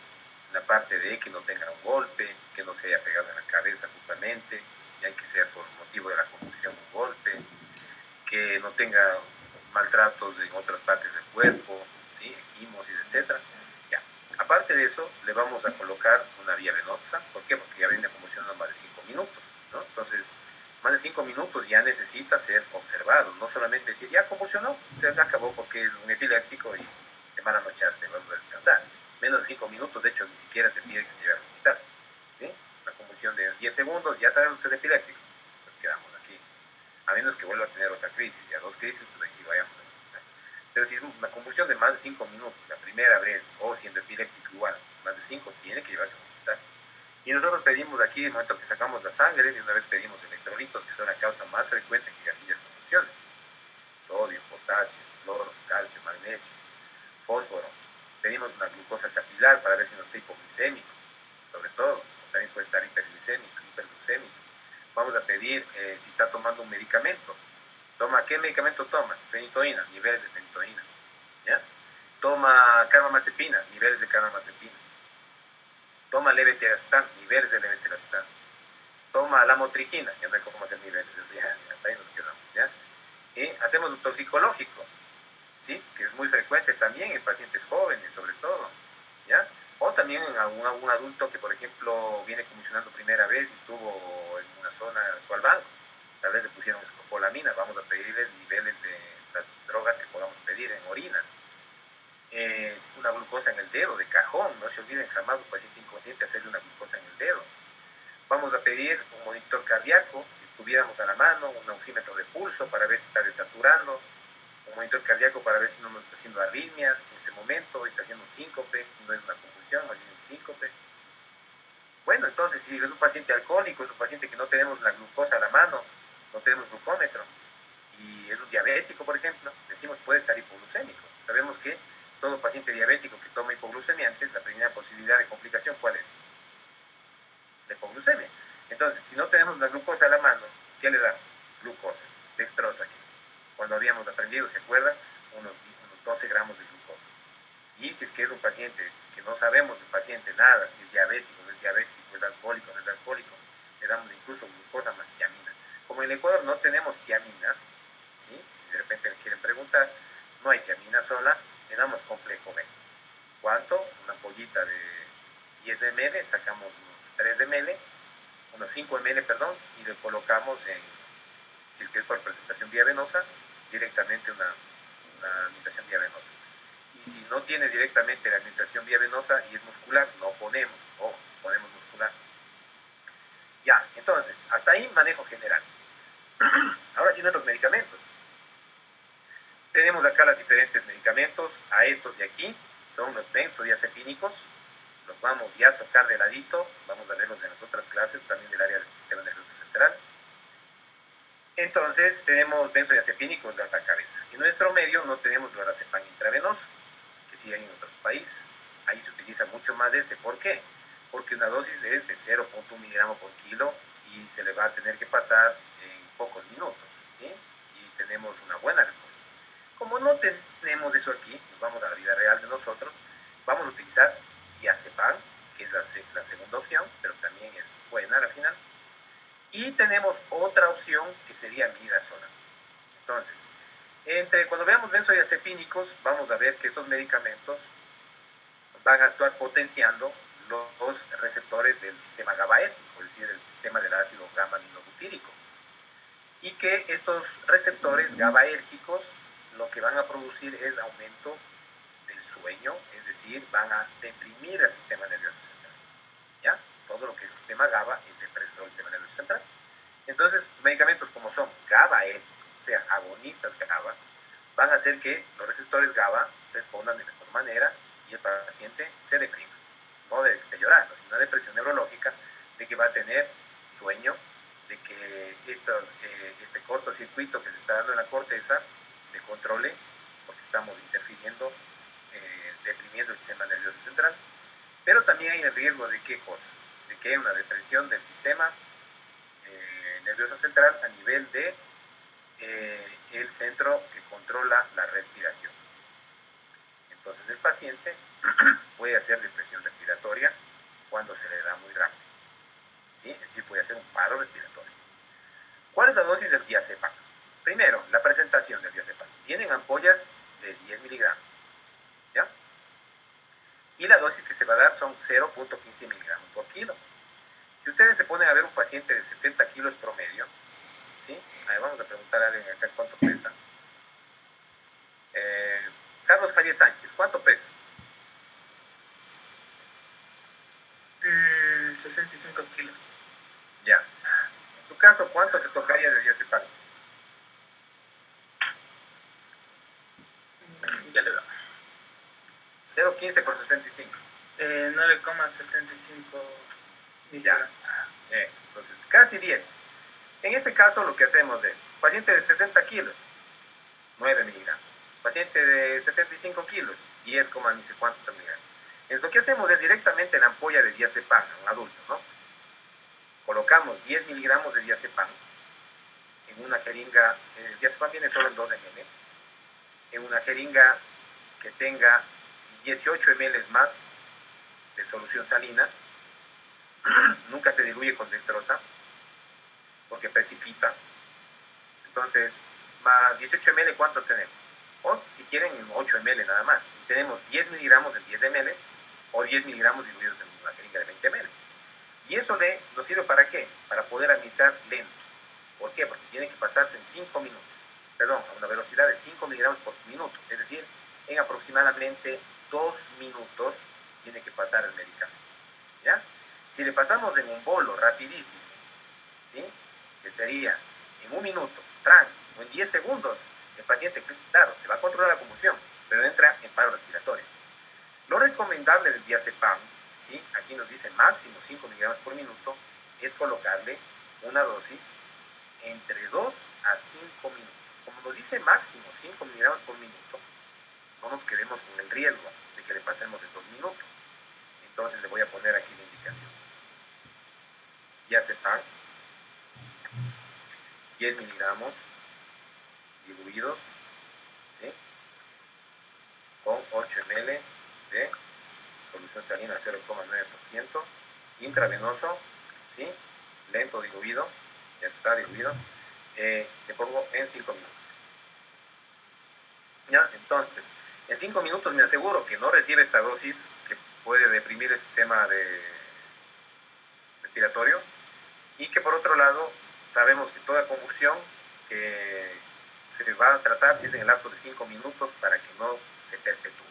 Entonces, en 5 minutos se administra diazepam, es la mejor recomendación, y con eso estamos seguros, estamos dando un medicamento que va a controlar la convulsión en los próximos minutos. De hecho, cada minuto que ya se va administrando el medicamento y empieza a ser biodisponible, empieza a actuar. ¿Ya? En los 5 minutos ya se controla por completo. ¿Alguien quiere poner en 4? Pongamos en 4 minutos, ¿ya? No hay ningún problema. Pero la cosa es que no le vayamos a poner que administremos tampoco en 10 minutos. Eso ya está mucho. ¿Ya? Entonces, casi 5, la velocidad, y máximo 5 miligramos por minuto en cuanto a los 2 minutos que se pueden pasar. ¿Ya? Eso en cuanto al diazepam. Tenemos el otro, que es el midazolam, que le podríamos aplicar por vía venosa y por vía muscular. Por ejemplo, si no tuviéramos diazepam para vía venosa, una buena opción es aplicar 10 miligramos de midazolam. El midazolam viene en ampollas que son de 5, ¿sí?, miligramos, de 15 miligramos y de 50 miligramos. Entonces, la que vamos a ocupar en este caso va a ser pues la presentación de 15. Viene con 3 ml. Viene con 3 ml. ¿Ya? De midazolam. Entonces, vamos a tomar 2 ml, que son los 10 miligramos, ¿ya? Y esto le aplicamos por vía muscular. Entonces, la indicación sería midazolam, 10 miligramos, intramuscular, estático. Y ya está. ¿Sí? Y si no tienen vía venosa, todavía no hay ningún problema. El paciente le maneja la vía aérea, monitoriza, ¿sí?, sacan exámenes, le derivan a un hospital en que tenga sueros, etc. Ya, hasta ahí podríamos empezar tratando tranquilamente el centro de salud. El diazepam también le podemos poner, de hecho el midazolam también le podemos poner vía venosa, no es que solamente se ocupa por vía muscular. Y la dosis del midazolam es prácticamente la misma que el diazepam, 0,15 miligramos por kilo de peso. Ya, luego, una vez que hemos administrado el GABAérgico, que es la primera cosa que debemos hacer en un estatus convulsivo, todos los médicos estamos viendo esto. Estamos en un centro de salud y hay un paciente convulsionado. ¿Cuántos minutos? 10. Estamos en un estatus. ¿Qué hay que hacer? Manejo en general. Segundo, benzodiazepínico. Tercero, medicamentos ya anticonvulsivantes. Estos no son anticonvulsivantes per se. Tiene un efecto anticonvulsivante, pero es un benzodiazepínico. Ahora sí con el anticonvulsivante. Y vamos con el que tengamos en nuestro medio más frecuente. Fenitoína. Nos vamos a grabar esto, ¿ya? Vamos con fenitoína. La dosis de carga de fenitoína es de 15 a 20 miligramos por kilo. ¿Ya? Dosis de carga de 15 a 20 miligramos por kilogramo de peso. Ya, aquí está. La dosis que nos dan aquí es directamente 20 miligramos por kilo de peso. Ustedes pueden administrar de 15 a 20 miligramos por kilo, pero no más de 20 miligramos por kilo. Pero viene una clave aquí. La clave es que debemos administrar a una velocidad que es de 25 a 50 miligramos por minuto. Ahí viene la cuestión un poquito que ya nos diferencia de saber solamente eso. Entonces, vamos a tener que administrar a esa velocidad, o sea, ni tan lento ni tan rápido.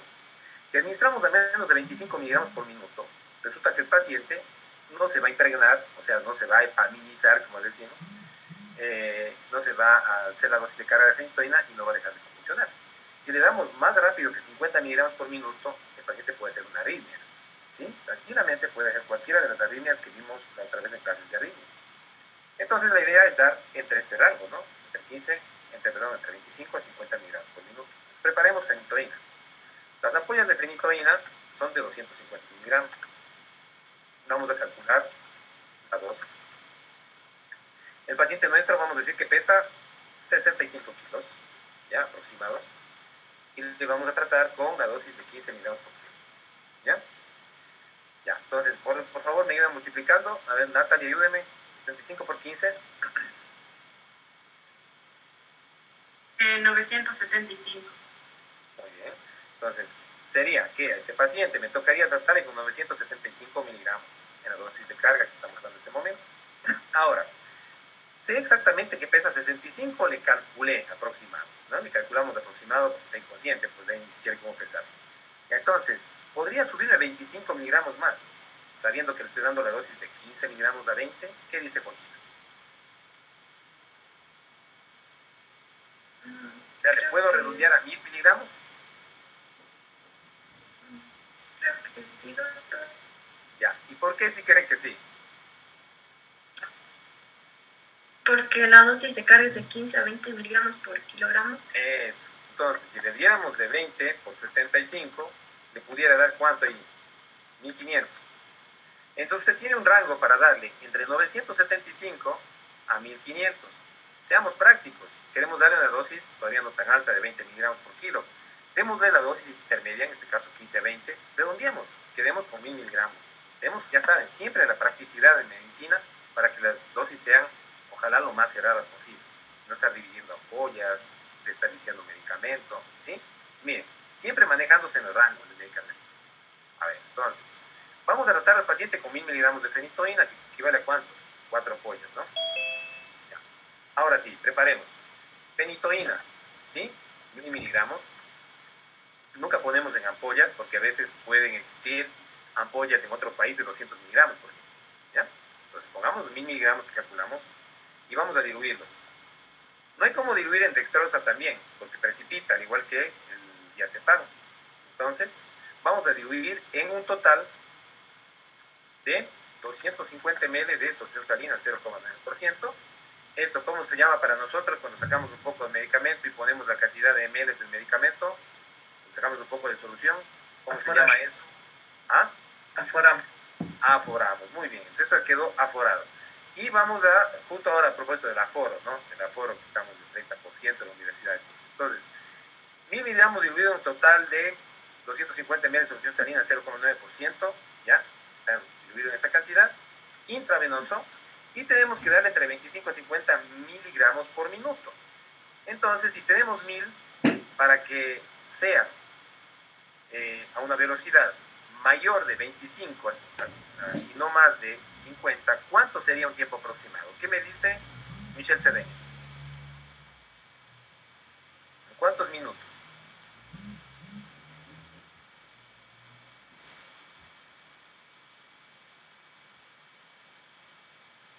Michel Cedeño no está en cara, ni nada, ni en modo nada, no sé. Tengo fantasmita ahí llamado Michel Cedeño. Serían de 20 a 40 minutos.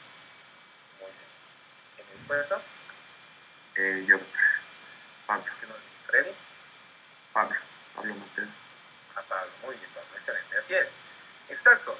Si le vamos a dar, ¿no es cierto?, 1000, en 20 minutos le daría justo a 50 miligramos por minuto. Sería lo más rápido. Estamos ya con un riesgo.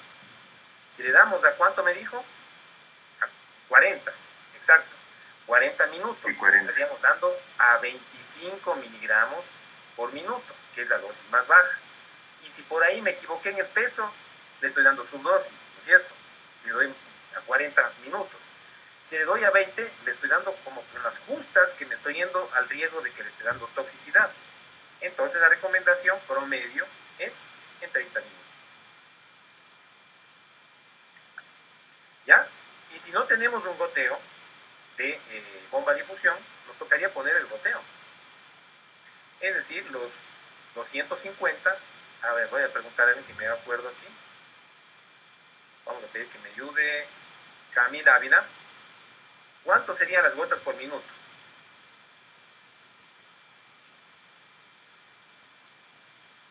Camila Ávila. Yo sé que todos estamos cansados, pero tempranito como que está muy exagerado el cansancio. Daniel Agustín Vázquez, cansados de clase virtual, ¿no? Todos podemos estar un poco cansados. Daniel Agustín Vázquez, recuérdame cuál sería el goteo. A ver, eran 25.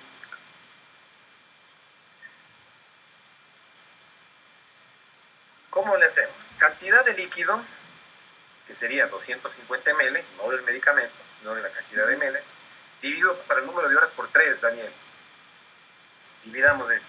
¿Cuánto debemos dividir entonces? 250, ¿cuánto equivale a los 30 minutos en horas? 0.5. Muy bien. Divida 250 dividido por 1.5. No es 0. Número por 3. ¿Cuánto sale? Que digo, si es que debo dividir 250 para 1.5.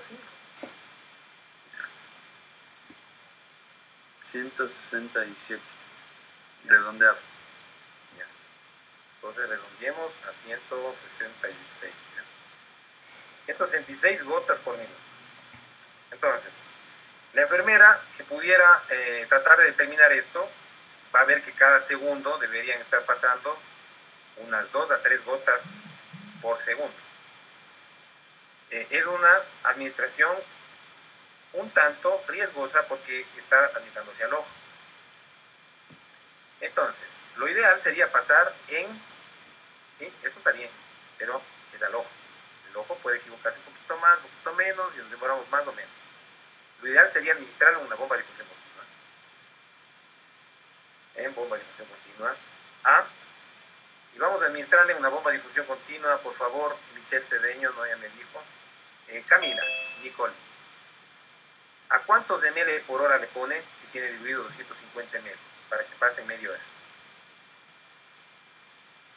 En media hora sería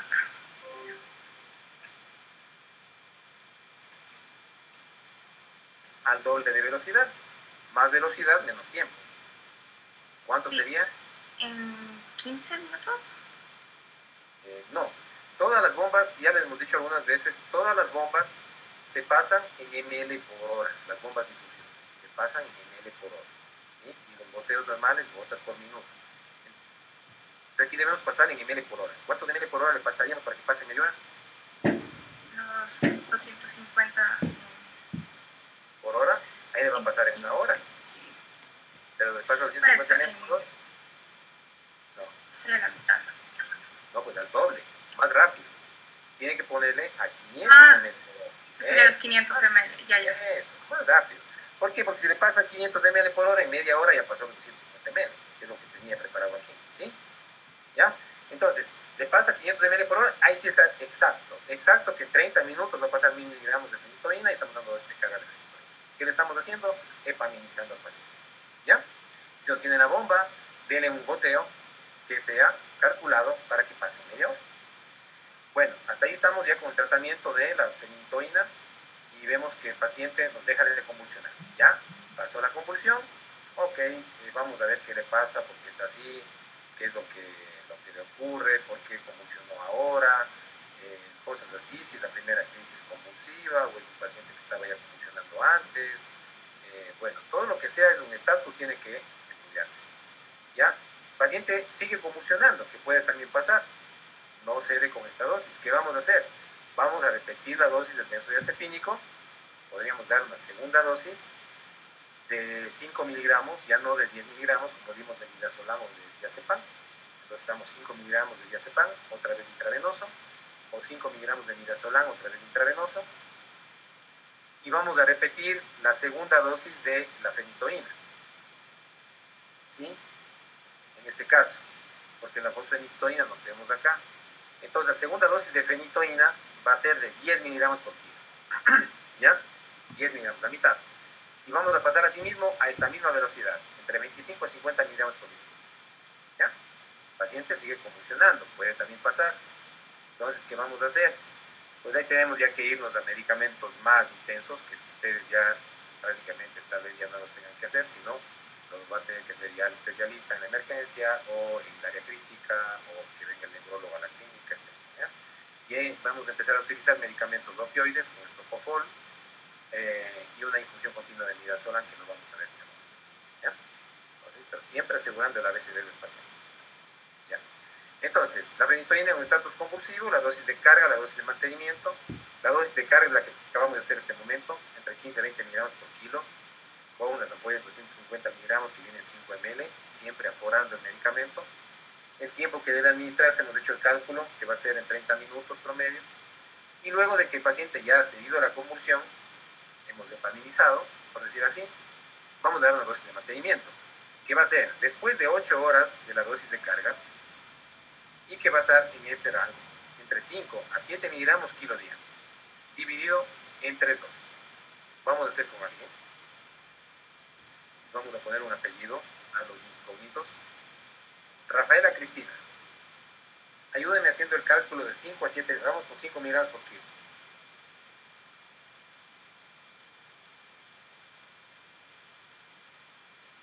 Rafaela Cristina Méndez, me parece que es, ¿no? ¿Me ayuda? Javier Antonia, ayúdenme haciendo el cálculo con 5 miligramos kilo día para 3 tomas por vía venosa.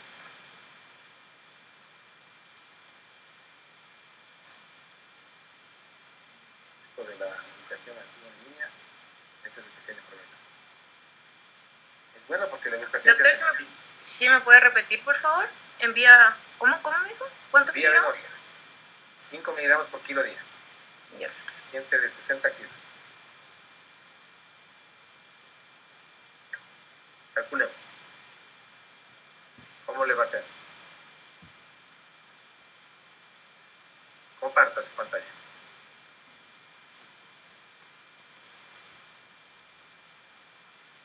Doctor, disculpe, ¿cuánto era el peso? 60 kilos. Carlos Javier. 60 kilos por 5. ¿No comparte? A ver.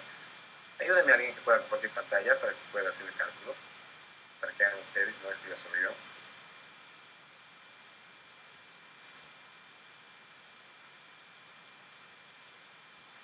A ver. Muy bien. Ah, ya. Rafaela Cristina llegó acá. Entonces, hágale a 5 miligramos kilo para pasarle para todo el día con 60 kilos y eso vamos a dividir para 3 por vía venosa. Sabiendo que las ampollas son de 250 miligramos.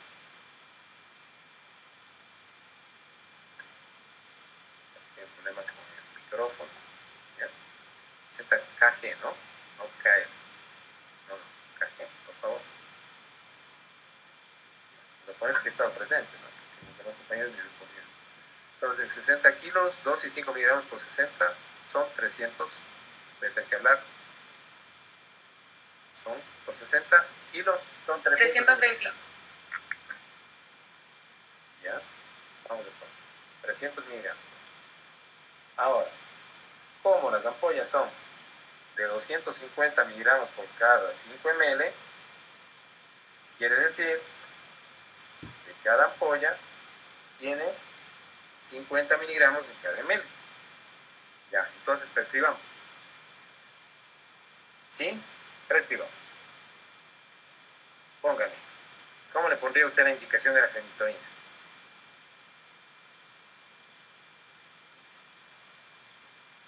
No, yo no pongo indicación, solo voy a prescribir. Primero se pone el nombre del medicamento. ¿Cuál es? Fenitoína. Perdón, que quiero nombrar. ¿Ya? Segundo, se tiene que poner la vía o la cantidad. Pongamos, no, ahí mismo. No es feniltoína, es fenitoína. Fenitoína. Ya, entonces, vamos a colocarle fenitoína. Ya, la cantidad. Como hay que dividir para 3 de esos 300 miligramos, va a quedar 100 miligramos. 100 miligramos cada 8. Entonces vamos a poner 100 miligramos. Como sabemos, espérese un ratito. No todavía.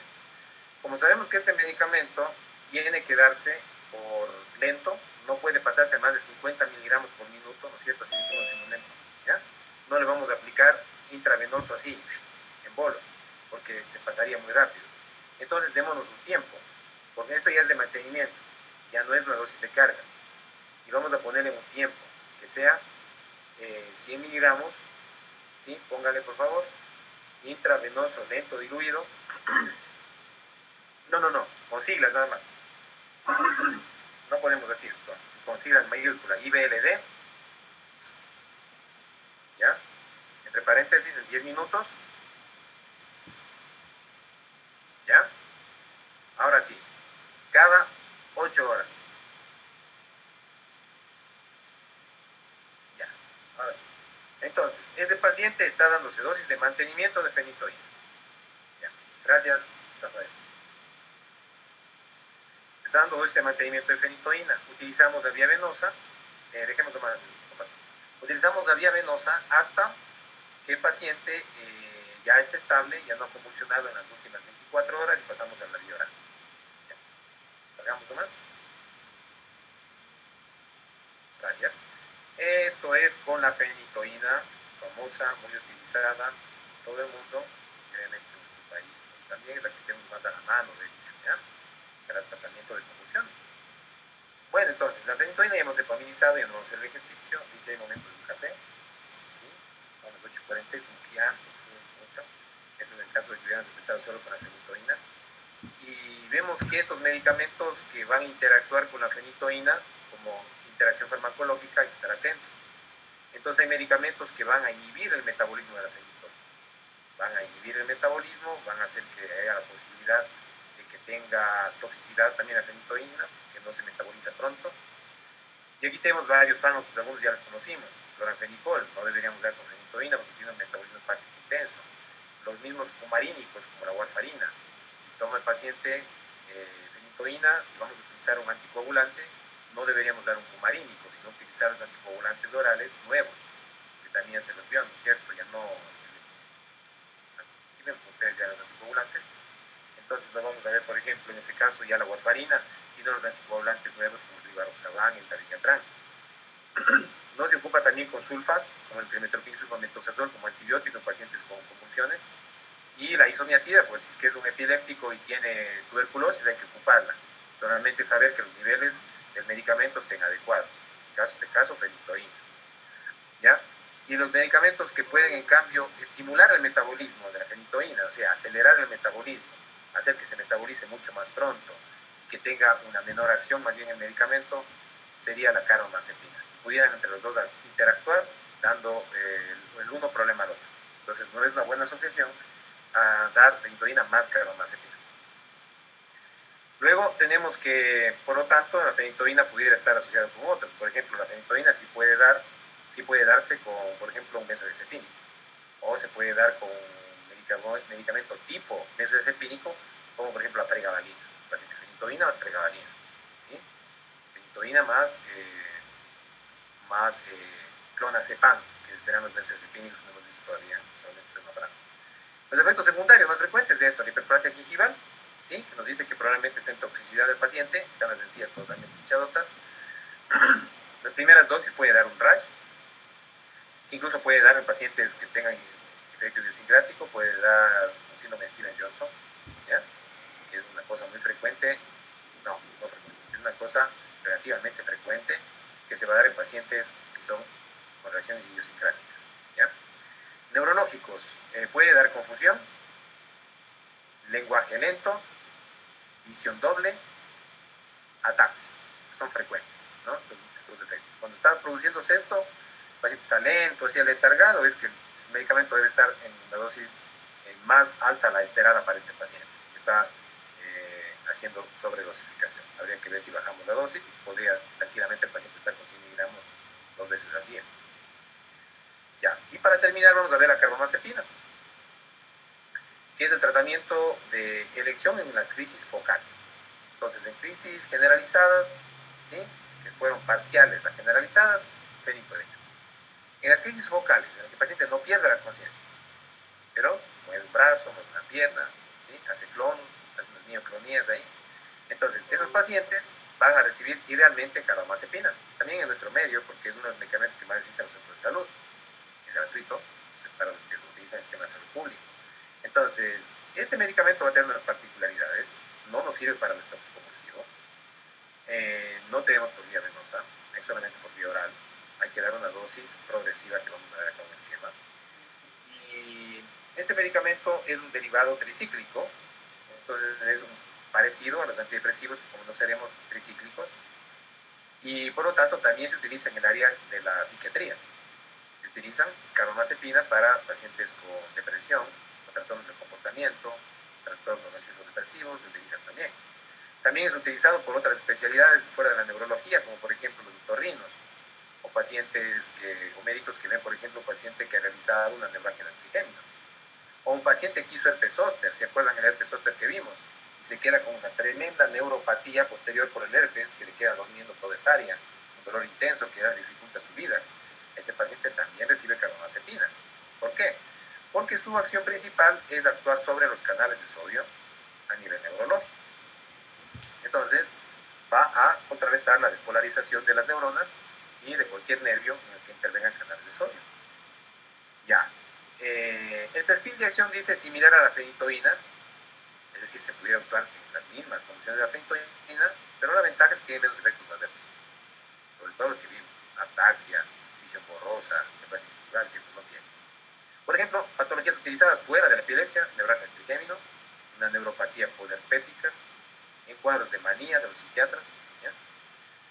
Es un potente inductor enzimático, sobre todo a nivel, cuando se dan a nivel de tratamiento continuo. Quiere decir eso que esta inducción enzimática puede, por ejemplo, mejorar a pacientes que tengan patologías como polinealgias, que les duele todos los músculos y que todo y todos los días están que les duele, se hace exámenes, no hay nada orgánico, sino más bien de tipo de la conducta de este paciente. Ahí en los pacientes por ahí se puede practicar más. Y la dosis, pues tenemos aquí algunas dosis. Y ahí con esto pues sería lo que carbamazepina, hasta allí vamos a llegar hasta carbamazepina. Entonces tenemos los adultos. La dosis recomendada que va a utilizarse en el día va a ser hasta llegar a los 800 a 1200 miligramos al día. Las presentaciones que tenemos de carbamazepina son comprimidos de 400 miligramos. Entonces, el paciente puede estar tomando ya la dosis que queremos entre 2 comprimidos hasta 3 comprimidos al día, es decir, cada 12, cada 8. Pero no se empieza así.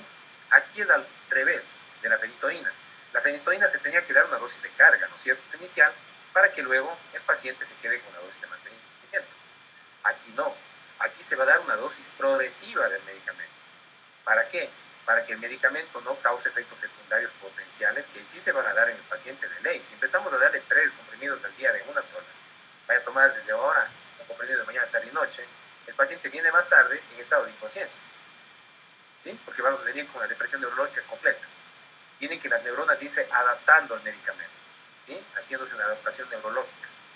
Entonces, empezamos con este esquema, miren que sí hace un momento. Si nosotros queremos ponerle en tabletas, sería, por ejemplo, aquí, si vamos a ver las de 400 miligramos, por decir, comprimidos, tabletas de 400 miligramos, sería 0, 0, ¿sí? Media, ¿ya? Entonces, ya sí.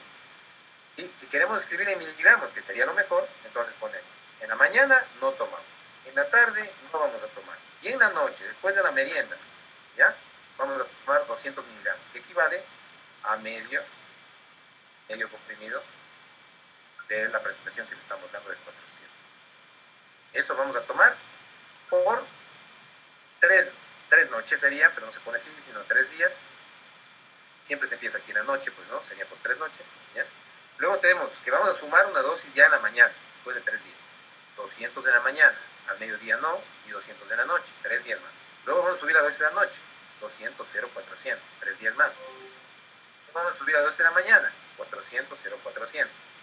3 días y hasta llegar a la dosis requerida. Cuando el paciente ya está aquí 3, 6, 9, 12 días, puede venir a los 15 días, le hacemos los niveles de fenitoína, de carbamazepina en sangre, vemos que esté con la concentración adecuada y nos quedamos con 800 miligramos.